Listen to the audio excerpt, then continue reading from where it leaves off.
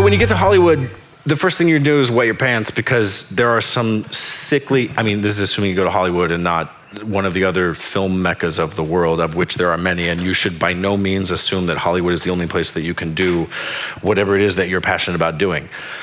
Even if you were in a recording studio and you want to mix dope tracks, or you want to work on a television station in Seattle, like whatever it is, when you show up, there are going to be people there who blow your mind. They are amazing. They are phenomenal. I am humbled by these people every day, all day. I'm fortunate that many of them work in my company. They are so unbelievably talented that it's just shocking. I can't animate a stick person.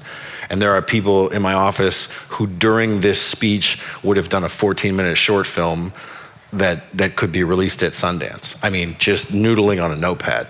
So the tricky part about that is that sometimes I see people with no experience get thrown into the pool with people who have insane amounts of talent and experience. And so I want to say this, because sometimes I see people who don't have a lot of experience get really discouraged and quit.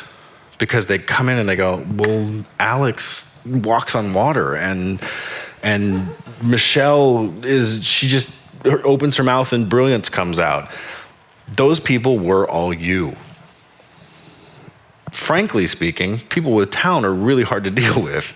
People who are reliable, in many cases, 3 reliable people will get farther than 1 talented person on almost any project, any time of the day. So don't think that you have to be insanely talented in order to get picked up to like do the next project or do the next amazing thing. And this is worth pointing out.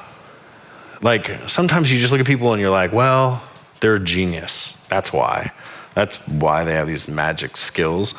There's not really, I've never met anybody that was naturally talented. The thing is that when you're not looking at them, those naturally talented people are up all night obsessively drawing or creating or painting or sculpting or recording tracks or practicing or rehearsing, or they're just working constantly.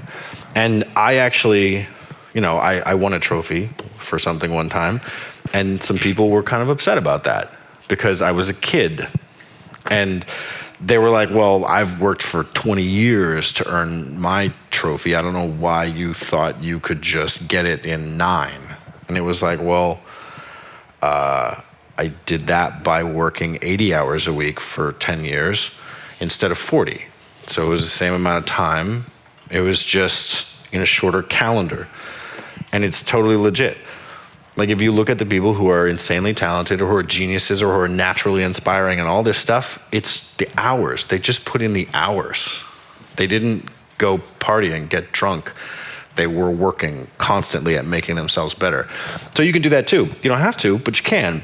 But either way, don't let talented people intimidate you or scare you, because you can totally become them if you put your mind to it. And you don't even need to be as good as them in order to be successful. Case in point, I suck at most everything. And I'm doing pretty okay. I feel pretty happy about myself.